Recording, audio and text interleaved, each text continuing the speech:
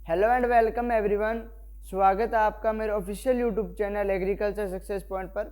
और आज अपने पढ़ेंगे आयन एक्सचेंज के बारे में, आयन विनिमय के बारे में। ठीक है, तो आज अपने आयन विनिमय जो है चैप्टर उसको पढ़ेंगे। उसके अंदर अपने इसकी डेफिनेशन पढ़ेंगे, कैटायन एक्सचेंज क्या होता है, एनायन एक्सचेंज क्या होता है, ठीक है, इलेक्ट्रोकाइनेटिक थ्योरी क्या बोलती है, जो सी है वो क्या होती है, ठीक है, उसके बारे में सारे अपने पढ़ेंगे, फैक्टर फैक्टिंग सी। ठीक है, तो सारी जो डिटेल है वो आज के इस लेक्चर में रहने वाली है। कल की जो क्लास थी उसके अंदर अपनों ने बफरिंग कैपेसिटी के बारे में पढ़ा था। बफरिंग क्या होती है, बफरिंग कैपेसिटी क्या होती है, कौन कौन से फैक्टर इसको इफेक्ट करते हैं और जो है इसकी इंपॉर्टेंस है वो क्या है। ठीक है, तो वो कल का जो लेक्चर था वो बफरिंग पे था। यदि आपने वो क्लास नहीं ली है तो इसका लिंक आपको डिस्क्रिप्शन में मिल जाएगा, उस क्लास को वहाँ से आप देख सकते हैं। आज का जो लेक्चर है वो आयन एक्सचेंज पे रहने वाला है, आयन विनिमय के बारे में रहने वाला है। ठीक है, तो यदि आप चैनल पर नए हैं तो चैनल को सब्सक्राइब करके बेल आइकन को जरूर दबा देना और वीडियो को लाइक ज़रूर करना। तो चलिए अपने स्टार्ट करते हैं। आयन एक्सचेंज हिंदी में क्या बोलते हैं, आयन विनिमय। मेरी हर क्लास बाई लैंग्वेज रहती है, मतलब हिंदी और इंग्लिश दोनों के अंदर पढ़ते हैं, तो हिंदी मीडियम वाले स्टूडेंट्स को भी कोई प्रॉब्लम नहीं होती। ठीक है, आयन एक्सचेंज के बारे में पढ़ेंगे, आयन विनिमय के बारे में। आयन एक्सचेंज होता क्या है, देखिए, कोई भी सरफेस सॉइल है, चाहे कोलोइडल है सरफेस कोई भी है, तो उसके अंदर जो सिमिलर चार्ज वाले होते हैं आयन्स, उनके बीच में जो इंटरचेंज होता है, आदान प्रदान होता है, उसी को बोलते हैं अपने आयन एक्सचेंज। ठीक है, तो अपने डेफिनेशन क्या लिखेंगे आयन एक्सचेंज की, हिंदी में भी लिखाऊंगा, पहले इंग्लिश में लिखिए। Interchange of similar charge ions, that is called ion exchange।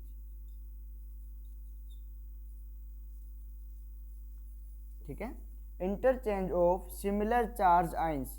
ठीक है, मतलब समान आवेश वाले जो आयन होते हैं, समान आवेश वाले आयन होते हैं, उनके बीच जो आदान प्रदान होता है उसको क्या बोलते हैं, आयन विनिमय बोलते हैं।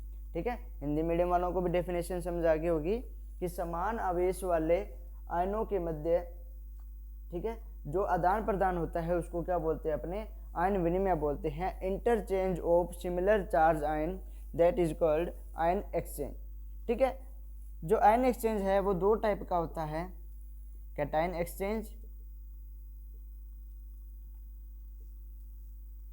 ठीक है, और दूसरा कौन सा होता है, एनायन एक्सचेंज।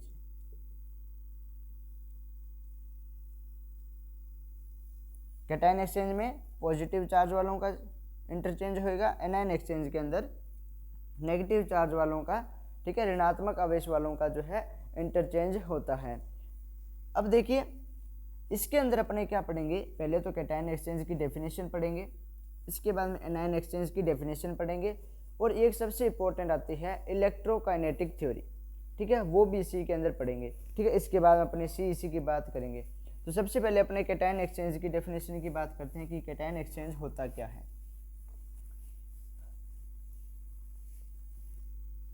तो यहाँ पे लिखिए आप, कैटायन एक्सचेंज,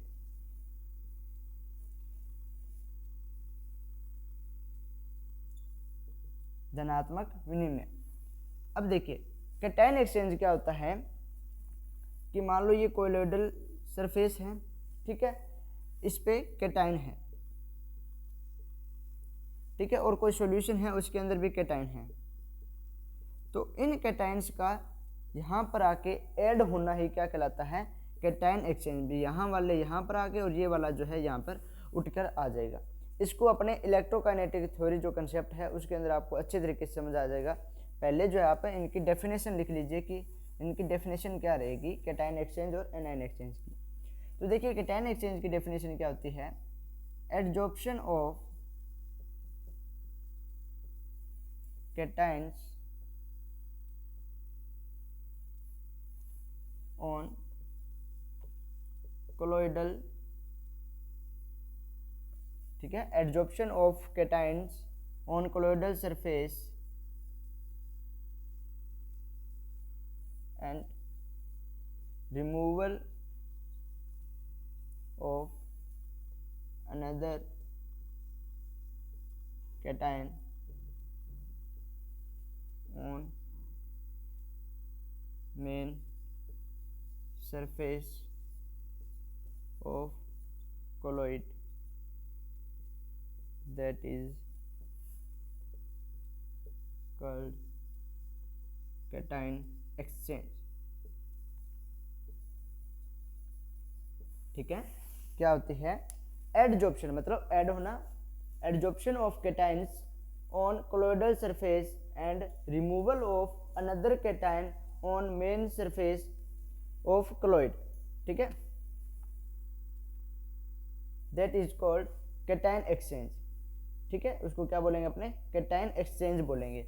ठीक है, मतलब एडजॉर्प्शन होना, उनका जुड़ना, किसका, कैटाइन्स का, कहाँ पर, जो कोलोइडल सरफेस थी उस पर, और क्या होना, रिमूवल होना, मतलब हटना।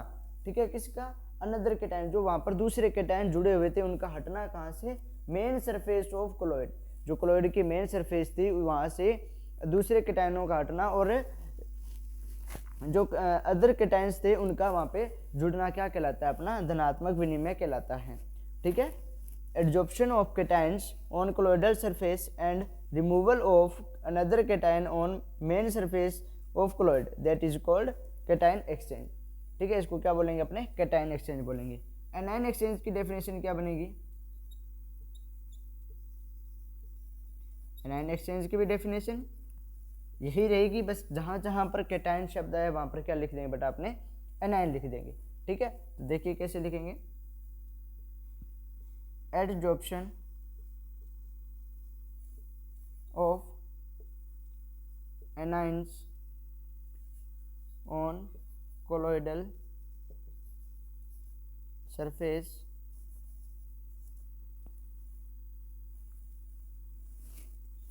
and removal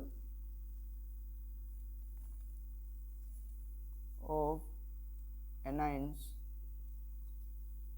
on another removals of anion of another anion आएगा ना, पहले लिखना होगा, and removal of another anions on main surface of colloid, that is called anion exchange। ठीक है बेटा, कल भी मैंने आपको यही बताया था कि जो डेफिनेशंस वगैरह होती है इनको आप हिंदी मीडियम वाले भी इंग्लिश में करने की कोशिश करें, क्योंकि आप यदि आगे एमएससी करोगे चाहे एबीएम करो, ठीक है ना, उसके अंदर सारा कुछ मैटर है वो इंग्लिश के अंदर रहने वाला है। और कुछ कंपटीशन एग्जाम भी है जहाँ पर ये इंग्लिश के अंदर आता है। आप प्री पीजी एग्जाम दोगे उसी के अंदर सारा इंग्लिश के अंदर पोर्शन रहता है। ठीक है, उसके अंदर कोई हिंदी जो है ऑब्जेक्ट, उसके अंदर आप ऑप्शन नहीं रहता हिंदी का। ठीक है, उसके अंदर क्वेश्चन वगैरह सारे जो है इंग्लिश के अंदर आते हैं। तो आप डेफिनेशन वगैरह, ठीक है, जो नाम वगैरह होते हैं इनको इंग्लिश में याद करना सीखिए। ठीक है, जैसे कैटाइन एक्सचेंज है तो इसको कैटाइन एक्सचेंज याद रखिए, ना कि धनात्मक विनिमय। ठीक है, तो इस प्रकार से इनको आप इंग्लिश में याद करना सीखिए। कम से कम डेफिनेशन जो है उनको आप इंग्लिश में किया करें। ठीक है, आपके थ्योरी एग्जाम होते हैं वहाँ पर भी आप इनको इंग्लिश में लिखने की आदत डालें, ताकि आपको इन फ्यूचर कोई प्रॉब्लम ना आए। ठीक है, तो ये जो है कैटाइन एक्सचेंज और एनायन एक्सचेंज की डेफिनेशंस होगी। ठीक है, एनायन एक्सचेंज की क्या होगी, एडजॉर्प्शन ऑफ एनायंस, ठीक है, on colloidal surface and removal of another anions on main surface of colloid, that is called anion exchange. ठीक है, तो ये कैटाइन और एनायन एक्सचेंज की डेफिनेशन होगी। अब अपने सबसे मेन इंपॉर्टेंट पढ़ने जा रहे हैं इलेक्ट्रोकाइनेटिक थ्योरी। यदि आप चैनल पे पहली बार हैं तो चैनल को जरूर सब्सक्राइब कीजिएगा और वीडियो को लाइक जरूर करना। अब देखिए अपने पढ़ने जा रहे हैं इलेक्ट्रोकाइनेटिक थ्योरी। इलेक्ट्रोकाइनेटिक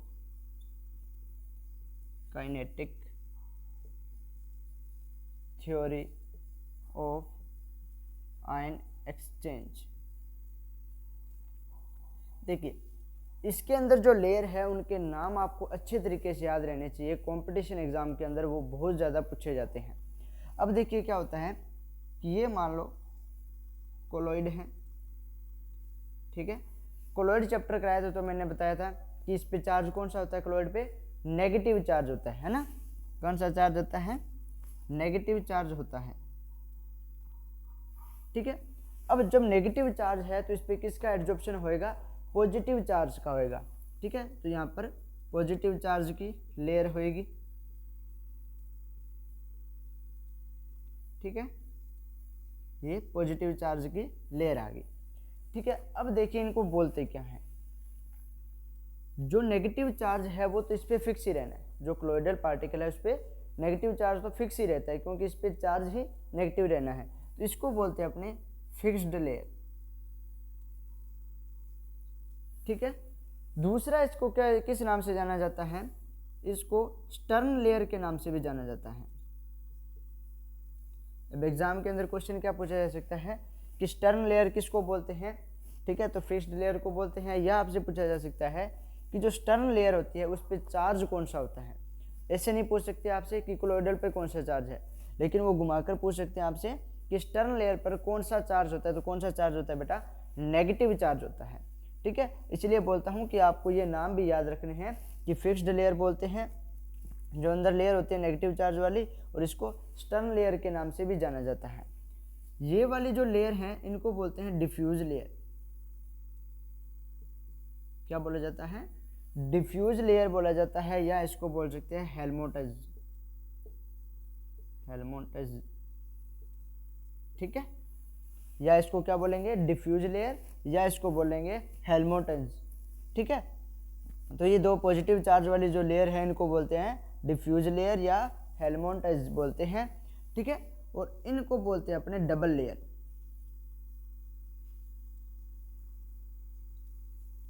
ठीक है, क्योंकि एक नेगेटिव वाली होगी और एक पॉजिटिव वाली होगी, तो नेगेटिव और पॉजिटिव दो लेयर बनेगी, ठीक है। तो इसको बोलते हैं डबल लेयर। एक कल या परसों अपने पढ़ेंगे DDL, डबल डिफ्यूज लेयर, मतलब ये जो डिफ्यूज लेयर है, ठीक है, और ये नेगेटिव चार्ज वाली और पॉजिटिव चार्ज वाली मिलकर क्या बना रही है, डबल लेयर, ठीक है। तो इसको कंबाइंड लिख के क्या बोल देते हैं अपने डबल डिफ्यूज लेयर। DDL के बारे में पूछा जाता है कि DDL को कौन कौन से फैक्टर इफेक्ट करते हैं, ठीक है, इसकी क्या क्या प्रॉपर्टीज रहती है। तो कंप्लीट डिटेल DDL की एक क्लास रहने वाली है आपकी, उसके अंदर DDL को अच्छे तरीके से अपने समझेंगे। तो इसके अंदर क्या होता है, मैंने आपको नाम वगैरह बता दिए। अब यहाँ पे क्या होता है, सोयल सॉल्यूशन होता है, ठीक है। अपनों ने एक सोयल सॉल्यूशन ले लिया और कोलॉइड है। सोयल सॉल्यूशन के अंदर बहुत सारे क्या हैं, कैटायन हैं, क्योंकि अपने पढ़ क्या रहे हैं, इलेक्ट्रोकाइनेटिक थ्योरी, ठीक है। अब देखिए यहाँ पर जो है कैटायंस है, इसको अपने ना जैसे नोट्स वगैरह यदि आप बना रहे हो तो उसके अंदर आप दो पेन का यूज़ करना। इनको जो प्लस वाले ये जो है इनको आप अलग पेन से लिखना, इनको आप रेड या ब्लैक पेन से लिखना, ठीक है। लेकिन मैं यहाँ पे इनको बड़े प्लस जो है बना रहा हूँ ताकि आपको अच्छे से समझ आ जाए, ठीक है। और आप जब बना रहे हो तो दो अलग अलग पेन का यूज़ कर सकते हैं। अब देखिए इसके अंदर होता क्या है, ये वाला जो कैटायन है इसको एक्सचेंज कर देगा, ठीक है, ये वाला भी इसको एक्सचेंज कर देगा। तो ये वाले कैटायंस तो यहाँ पे कोलॉइडल सरफेस पे चले जाएंगे, और यहाँ वाले जो कैटायन है वो किसके अंदर आ जाएंगे, सोयल सॉल्यूशन के अंदर आ जाएंगे। यही कहलाती है electrokinetic theory of ion exchange, ठीक है। मतलब जो अपनी डिफ्यूज लेयर थी उसके कैटायन कहाँ पर आ जाते हैं, सोयल सॉल्यूशन में आ जाते हैं, और यहाँ वाले जो कैटायन होते हैं हाई पावर वाले वो इसको एक्सचेंज कर देते हैं। मतलब एक तो बॉडी बिल्डर है, उसके सामने आप कोई नॉर्मल निशान को खड़ा कराओगे तो वो उठाकर फेंक देगा। वही चीज़ है कि ये वाला प्लस है, ये अधिक चार्ज वाला है, ये इस कम चार्ज वाले को उठाकर फेंक देगा। तो आगे इक्वेशन कैसे बन जाती है इसकी, ये मान लो कोलॉइड है, ठीक है, यहाँ पे नेगेटिव चार्ज था, ये पॉजिटिव चार्ज की लेयर आ गई, ठीक है, और यहाँ पर वो आगे, ठीक है। ये वाले जो तीन कैटायंस थे इनको इन तीन कैटायन ने रिप्लेस कर दिया, ठीक है। तो सोयल सॉल्यूशन था, उसके अंदर कैसी इक्वेशन बन जाएगी, उसके अंदर कुछ इस टाइप से बनेगी,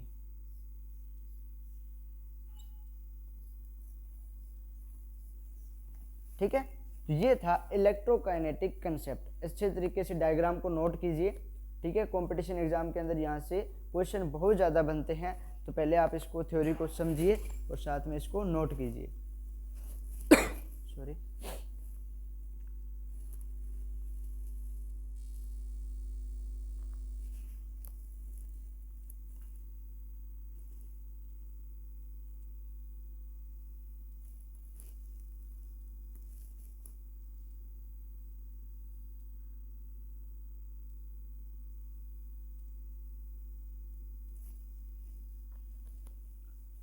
electrokinetic theory of ion exchange.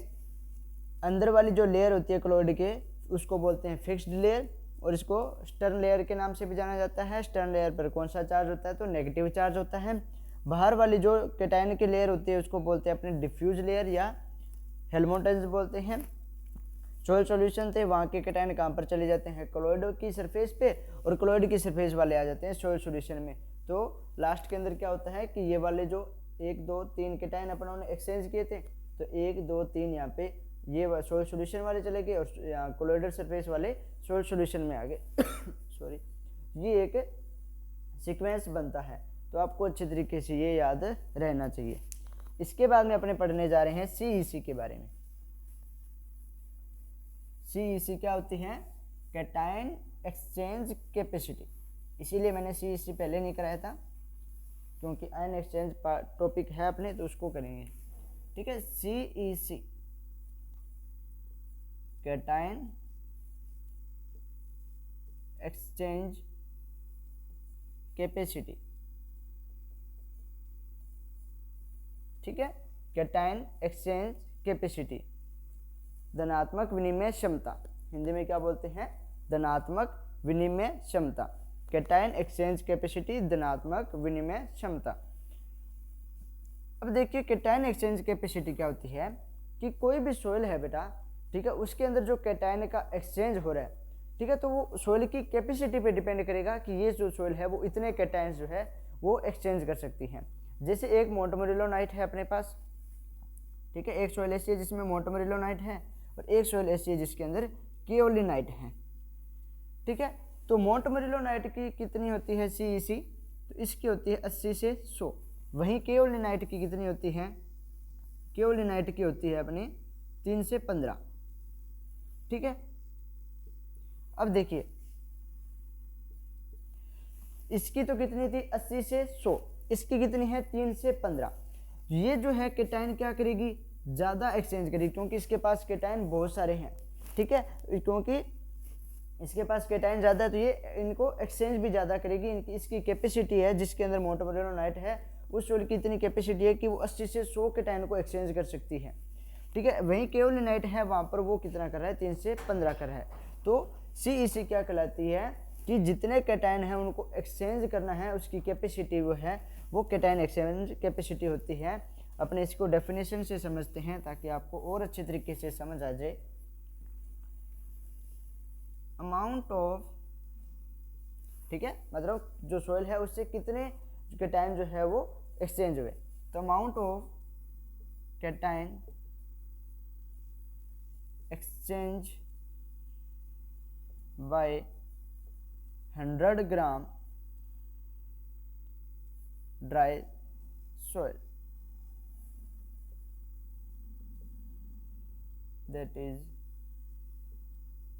called CEC, ठीक है। Amount of cation exchange bye 100 gram dry soil, that is called CEC।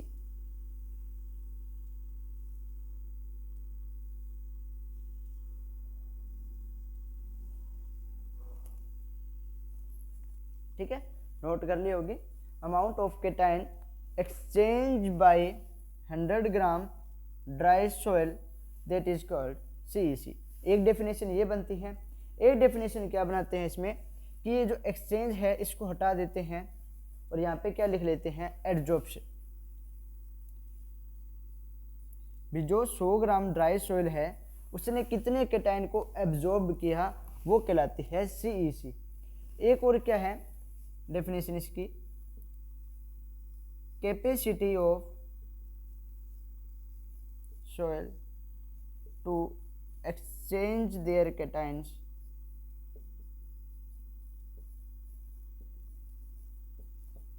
that is called CEC, capacity of soil to exchange their cations, मतलब जो soil है उसकी कितनी क्षमता है किसको, कैटाइन को एक्सचेंज करने में, वो उसकी कहलाती है CEC, कैटाइन एक्सचेंज कैपेसिटी। ठीक है, इसके बाद में इसकी यूनिट जो है वो बहुत ज़्यादा एग्जाम के अंदर आती हैं। ठीक है, डेफिनेशन नहीं आती, लेकिन आपको बताना जरूरी था, कई बार एग्जाम के अंदर पूछ लिया जाए तो कल को आप ये ना बोलो कि मुकेश सर ने हमें कराया नहीं था। ठीक है, तो ये जो है CEC है, इसकी यूनिट जो है एग्जाम के अंदर पूछी जाती है। तो यूनिट क्या होती है, पहले भी मैंने आपको बताया था, सेंटीमोल पर किलोग्राम, या इसको लिख सकते हैं मिली इक्विवेलेंट पर 100 ग्राम। ठीक है, सेंटीमोल पर केजी या मिली इक्विवेलेंट पर 100 ग्राम। अब देखिए, आप इस चीज़ को अच्छे से समझ सकते हैं, CEC और AEC, cation exchange capacity, anion exchange capacity. जो सोइल कैटाइन को ज़्यादा एक्सचेंज करेगी तो उसके अंदर एनायन का एक्सचेंज कम होएगा।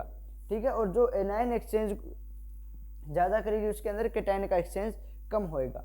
मतलब यदि अपने किसी सोइल की या किसी मिनरल की कैटाइन एक्सचेंज कैपेसिटी ज़्यादा बता रहे हैं, उसका मतलब है कि उसके अंदर कैटाइन का एक्सचेंज ज़्यादा हो रहा है, एनायन का कम हो रहा है। ठीक है, तो आपको ये भी पूछा जा सकता है कि which of the following is a highest anion exchange capacity, भी किसकी सबसे ज़्यादा एनायन एक्सचेंज कैपेसिटी है, और आपको 4 ऑप्शन दे दिया जाए, जैसे मान लो मोंटमोरिलोनाइट हो गया, ह्यूमस हो गया, इलाइट हो गया, केओलिनाइट हो गया, तो किसकी होगी, केओलिनाइट है उसकी ज़्यादा होगी।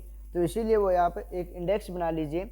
वैसे मैंने CEC जो है वो आपको बता रखी है, लेकिन आप एक इंडेक्स और बना लीजिए CEC की।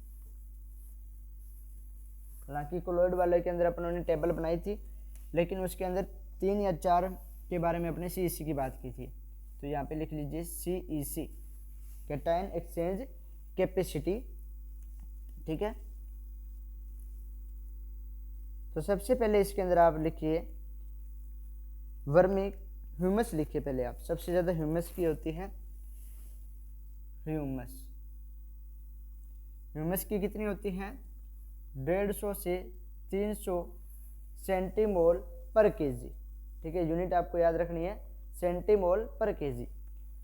वहीं उसके बाद में सेकेंड नंबर पे आता है वर्मीकुलाइट। वर्मीकुलाइट की कितनी होती है, 100 से 120 जो है वो वर्मीकुलाइट की होती है। उसके बाद में मोंटमोरिलो जो है, मोंटमोरिलो नाइट, मोंटमोरिलो नाइट की कितनी होती है, 80 से 100 होती है। इसके बाद में इससे कम किसकी होती है, इलाइट की होती है। इलाइट की कितनी होती है, 20 से 40। केओलिनाइट आता है इसके बाद में, केओलिनाइट की कितनी होती है, केओलिनाइट की होती है 3 से 15। फेरस एंड एल्यूमिनियम ऑक्साइड्स जो हैं उनकी कितनी होती है बेटा, तो उनकी होती है 3 से 10। ठीक है, अब देखिए यहाँ से क्वेश्चन क्या पूछ सकते हैं कि हाईएस्ट कैटाइन एक्सचेंज कैपेसिटी किसकी होती है, तो आप बता सकते हो कि जो ह्यूमस है उसकी होती है। लोवेस्ट किसकी होती है, फेरस एंड एल्यूमिनियम ऑक्साइड, या आपको केओलिनाइट ऑप्शन है, तो केओलिनाइट पे आप टिक करोगे। ठीक है, तो आप यहाँ पे लिख लीजिए CEC हाईएस्ट CEC,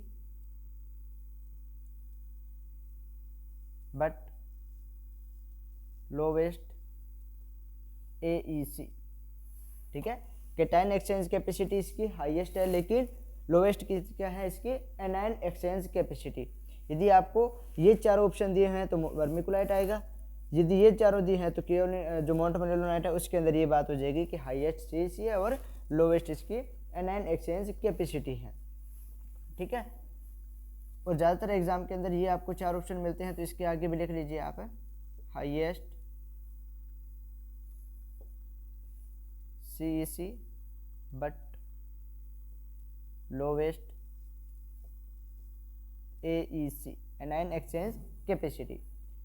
केवल लिनाइट के अंदर आप, ठीक है, आप इस प्रकार से लिखना, ये से जो है आप एरो लगा सकते हो इस टाइप से, ताकि आपको इन चारों के अंदर पूछा जाए तो इसकी हाईएस्ट है, टोटल का पूछा जाए तो ह्यूमस की है।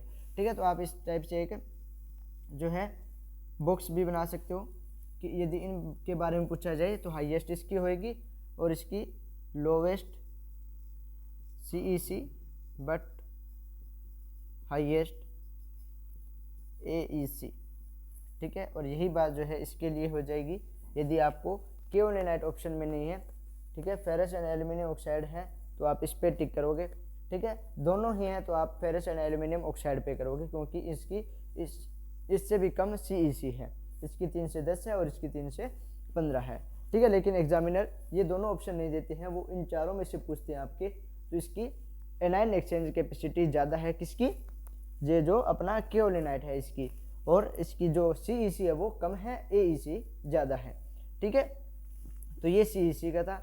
इसके बाद में आता है फैक्टर अफेक्टिंग CEC, वो मैं आपको कराऊंगा नहीं। वो आप लोग सोच रहे हो कि सर क्यों नहीं करा रहे, क्योंकि कल की जो क्लास थी उसके अंदर अपनों ने CEC वाला कंसेप्ट समझ लिया था। ठीक है, किसी बच्चे ने दिमाग लगाया है तो उसको पता लग गया होगा कि CEC के फैक्टर्स जो है अपनों ने कल कर लिए थे, क्योंकि कल मैंने आपको जो भी फैक्टर अफेक्टिंग बफरिंग कैपेसिटी के बताए थे वो सारे फैक्टर्स जो है उसके अंदर मैंने CEC वाला कंसेप्ट बताकर ही बताए थे। तो वहाँ से आप देख सकते हो कि pH बढ़ेगी तो CEC भी बढ़ेगी, और यदि ऑर्गेनिक मैटर बढ़ेगा तो भी CEC बढ़ेगी, क्ले कंटेंट बढ़ेगा तो भी CEC बढ़ेगी। तो वहाँ से वो फैक्टर आपको याद करने हैं। ये अपना लेक्चर था आयन एक्सचेंज। ठीक है, आई होप कि आपको लेक्चर समझ आ गया होगा। यदि आप चैनल पे नए हैं, चैनल को सब्सक्राइब करना और ज़्यादा से ज़्यादा एग्रीकल्चर कम्युनिटी को इस प्लेटफॉर्म से जोड़िएगा। Thank you.